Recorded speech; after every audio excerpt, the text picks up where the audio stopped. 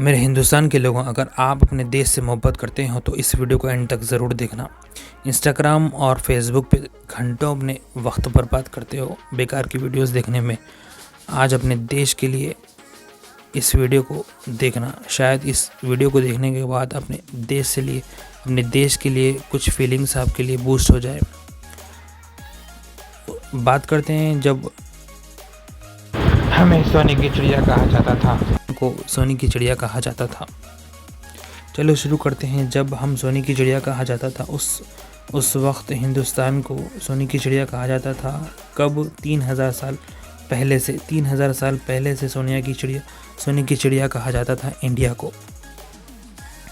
अकबर बादशाह के ज़माने में आते आते जब भी हमें सोने की चिड़िया कहा जाता था, उस वक्त हिंदुस्तान के पास 27 ट्रिलियन यूएस डॉलर थी। कितनी? 27 यूएस डॉलर। फिर हम आज इतने पीछे कैसे हो गए? आज की हम बात करते हैं तो आज हम देश की जीडीपी देखते हैं तो 3.7 ट्रिलियन यूएस डॉलर। इतना फ़र्क कैसे हो गया भाई? इसका सीधा सीधा जवाब है अंग्रेज़ हमारे देश आए बिज़नेस करने के इरादे से। फिर यहाँ के देश की हालत देखी। शायद कुछ गंदे गंदे इरादों से आए थे शायद वो। चलो फिर अपनी गंदी गंदी चालों से अब अलग अलग साम्राज्य, राजा महाराजा, बादशाहों को भड़काते रहे और एक दूसरे के खिलाफ जंगें करवाते रहे। अपनी पावर बढ़ाते गए, पैसा कमाए हिंदुस्तान से और फिर हिंदुस्तान को ही बर्बाद करके चले गए। आपने कई फिल्मों में देखा होगा जोधा अकबर, जिसमें हीरो है ऋतिक रोशन।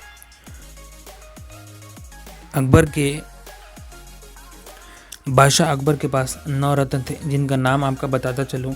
राजा बीरबल को कौन नहीं जानता? बड़े बुद्धिमान थे।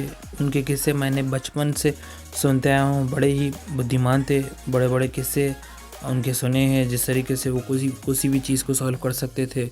आपने देखे होंगे कार्टून्स में या फिल्म। सुबह सुबह मॉर्निंग में जब 2009 या 10 के टाइम पे सीरियल्स आते थे अकबर बीरबल नाम के। ये तो हो गया राजा बीरबल की। उसके बाद दूसरे नंबर है मियाँ तानसिंह। तीसरे नंबर पर है अब्दुल फजल। चौथे नंबर पर है फ़ज़ी।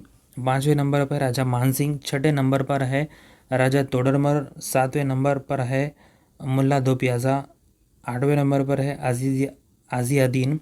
9वें नंबर पर है अब्दुल रहीम ख़ान। ये तो बात हो गई अकबर बादशाह के पास जितने हिंदू राजा थे। 3 हिंदू राजा थे और 6 जो है मुस्लिम राजा थे। लेकिन फिर भी हिंदू राजा अकबर बादशाह के पास ज़रूर थे, जिससे अकबर बादशाह कोई भी मसला हो उसे उन लोगों से राय लेके सॉल्व करते थे उस चीज़ को, कोई भी मसला अगर रहा तो। करते हैं छत्रपति शिवाजी महाराज की।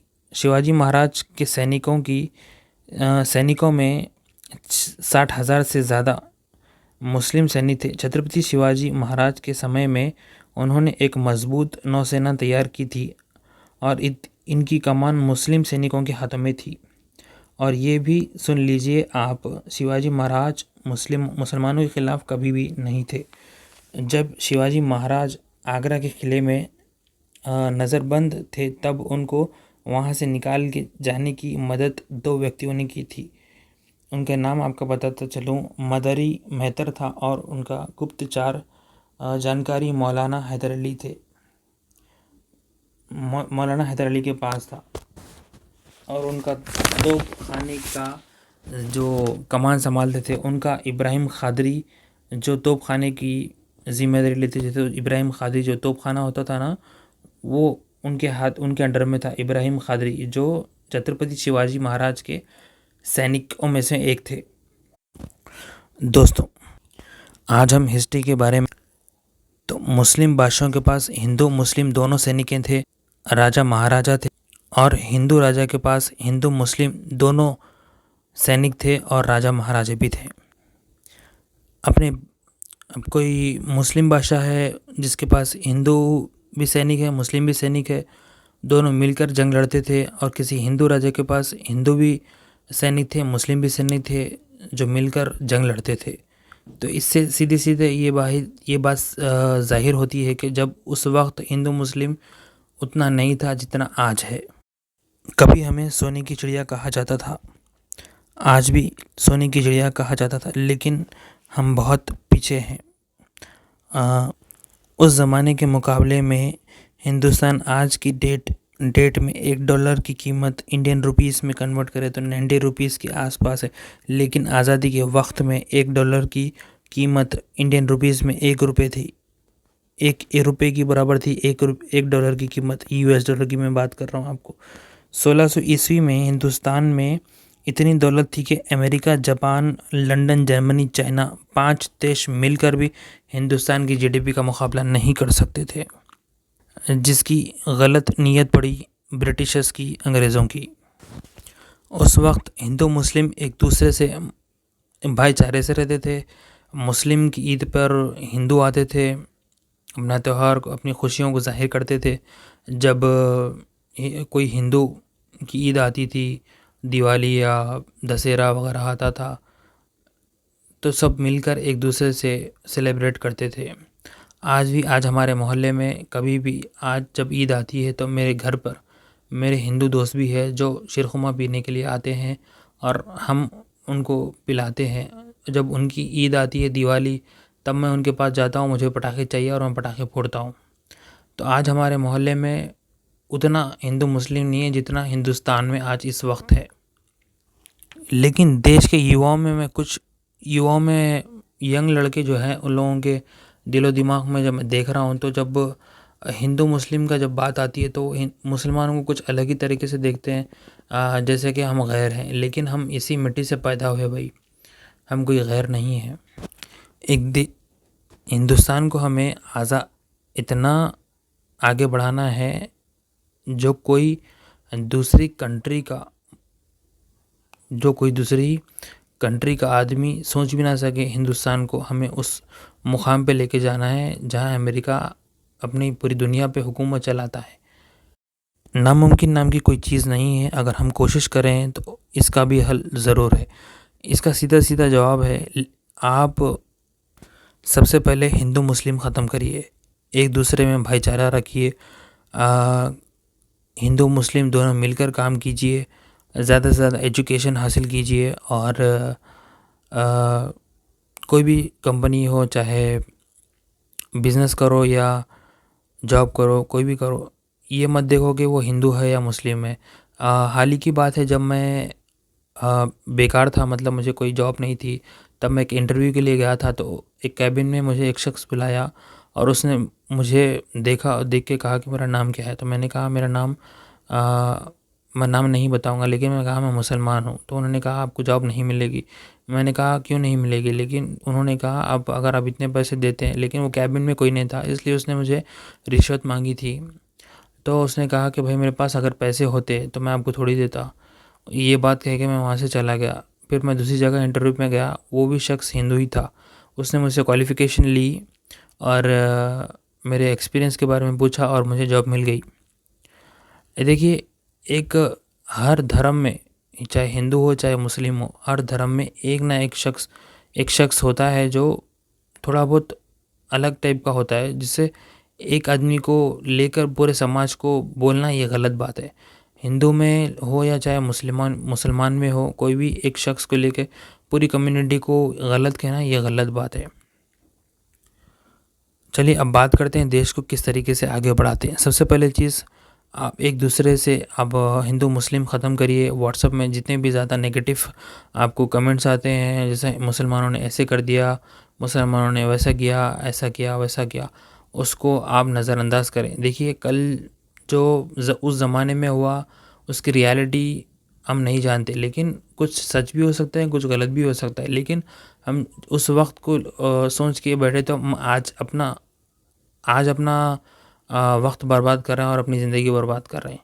लेकिन अगर हम आज की सूरत देखें, देश किस जगह पे जा रहा है, देश की आम जो एवरेज आदमी की इनकम है वो सिर्फ आज के टाइम में 10,000 रुपये है। सिर्फ 10,000 रुपये जो एक एवरेज आदमी महीने के सिर्फ 10,000 रुपये कमाता है। इसलिए लोग सऊदी अरब या फिर अरब कंट्री में, लंदन में, यूएस में जाते हैं ताकि उनको ज़्यादा इनकम आए। लेकिन देश सबसे पहले आता है भाई। देखिए, आप इस देश में पैदा हुए, इस देश में आप बड़े, इस देश की रोटी खाए, इस देश से बढ़ के और कोई चीज़ नहीं होती। लेकिन कुछ चीज़ें कुछ लोगों की मजबूरी होती है, और शायद उनके बारे में मैं बोलना नहीं चाहूँगा। सब लोगों के अलग अलग प्रॉब्लम्स होते हैं, उस चीज़ को हमें कहना नहीं चाहिए। लेकिन कुछ लोग होते हैं कि भाई हिंदुस्तान में मुझे नौकरी नहीं मिलती, लेकिन आप ढूंढो तो सही। अब ढूंढने के अलावा भी मैं आपको एक एग्जांपल दे सकता हूँ कि आज के टाइम में हिंदुस्तान में 5 करोड़ 70 लाख लोग बेरोज़गार हैं, जिसमें 1 करोड़ 50 लाख लोग महिला शामिल है, जो रोज़ाना जॉब की तलाश में निकलते हैं और जॉब उन्हें नहीं मिलती। मेरा उनसे सिर्फ एक ही जवाब है कि आपको जो भी जॉब मिले, चाहे वो छोटी से छोटी जॉब हो, कम से कम हो, आप कीजिए। जब तक कीजिए जब तक आपको एक अच्छी जॉब ना मिल जाए। अच्छी जॉब मिल गई तो वो छोड़ दो, साइड में थोड़ा छोटा सा एक बिज़नेस कर लो, ताकि वो भी इनकम आए, ये भी इनकम आए। जब इनकम आएगी तो जब सर्विस टैक्स बढ़ेगा तो गवर्नमेंट की जीडीपी है जो हाई होगी। उसके अलावा गवर्नमेंट भी ऊपर जाएगी और हिंदुस्तान का डंका भी पूरी दुनिया में बढ़ेगा। तब गवर्नमेंट को टैक्स जाएगा, तब गवर्नमेंट की जीडीपी हाई होगी, जिससे इंडिया की जीडीपी बाकी देशों के आगे होगी और इंडिया आगे बढ़ेगा। एज एक इंडियन हमें ये सोचना चाहिए कि हमें हिंदुस्तान को किस तरीके से आगे बढ़ना चाहिए। और सबसे मेन चीज़ ये है कि आपके पास एक पक्की इन्फॉर्मेशन होनी चाहिए। आप सिर्फ कोई भी एक इंसान आके कुछ भी बोल देता है, आप उस पर यकीन कर लेते हैं, ये ऐसा नहीं है। आप उसकी पूरी जानकारी लीजिए, तब फैसला कीजिए। रही बात देश को आगे बढ़ाने की, और उसमें सबसे मेन इम्पॉर्टेंट बात यही है कि आप कोई सा भी काम कीजिए, चाहे वो बिज़नेस करिए या छोटी सी जॉब करिए। आपको जॉब नहीं मिली, छोटा काम मिला, कोई बात नहीं, करिए। थोड़े वक्त के बाद आपको बड़ी जॉब मिलेगी इंशाल्लाह। बड़ी जॉब मिलेगी, जब अच्छी जॉब मिलेगी उसको सेटल कर लीजिए, उसको परमानेंट कर लीजिए। साइड में छोटा बिज़नेस लगा लीजिए। नामुमकिन नाम की कोई चीज़ नहीं है। लोग चाँद पे चले जा रहे हैं, हम एक छोटा सा बिज़नेस तैयार नहीं कर सकते। देश के युवाओं को मैं सबसे पहला एक अच्छी सी एक राय देना चाहूँगा कि अगर आप अपने देश को जल्दी से एक नेक्स्ट सबसे नंबर 1 पे सुपर पावर बनाना है ना, तो सबसे मेन चीज़ वो है वो एजुकेशन। एजुकेशन आप जितना ज़्यादा सीखेंगे, पढ़ेंगे और उसको अच्छे से गौर करेंगे, हम उतना ही आगे जाएंगे। और दूसरी चीज़ है टेक्निकली चीज़ें सीखना। टेक्निकली चीज़ें सीखने से भी बहुत ज़्यादा इनकम होती है और उसमें बहुत ज़्यादा पैसा भी होता है। टेक्निकली चीज़ें और education is the most important of India is a first super power.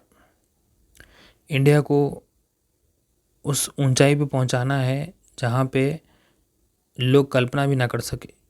मैं एक मुस्लिम हूं और मैं इस देश में पैदा हूं और इस देश में ही मैं मरूंगा। मैं किसी भी कंट्री को सपोर्ट नहीं करता हूं जब अपने देश की बात आती है। हमारे नबी मोहम्मद सल्लल्लाहु अलैहि वसल्लम ने फरमाया, जब आप जिस देश में रहते हैं उस देश की बात करना है आपको, उस देश की हक़ में आपको बात करना है। बस मैं उनको फॉलो करता हूँ और एक दूसरे में भाईचारे की एक अच्छी सी इन्फॉर्मेशन वीडियोस बनाने की मैं बहुत दिनों से सोच रहा था। मैंने स्क्रिप्ट लिखी और ये वीडियो रिकॉर्डिंग कर रहा हूँ। अच्छी लगी तो इस वीडियो को सब्सक्राइब कर देना और सबसे ज़्यादा शेयर करना मत भूलना अपने दोस्तों में जो हेट फैलाते हैं, नेगेटिव इन्फॉर्मेशन रखते हैं लोगों के पास। लाइक और शेयर ज़रूर कर देना। मिलते हैं अगली वीडियो में। हाँ, अगर इस वीडियो में कुछ मुझसे गलती हुई हो तो कमेंट में बताना। नेक्स्ट वीडियो में मैं उस गलती को सुधारूँगा। देखिए, कोई भी इंसान हो चाहे उससे गलती तो होती है, लेकिन अगर मुझसे कोई इस वीडियो में गलती हुई तो बताइए, मैं इस वीडियो को नेक्स्ट वीडियो में कवर करने की कोशिश करूँगा इंशाल्लाह। चलिए मिलते हैं अगली वीडियो में। तब तक अपना बहुत ज़्यादा ख्याल रखिएगा। खुदा हाफिज़।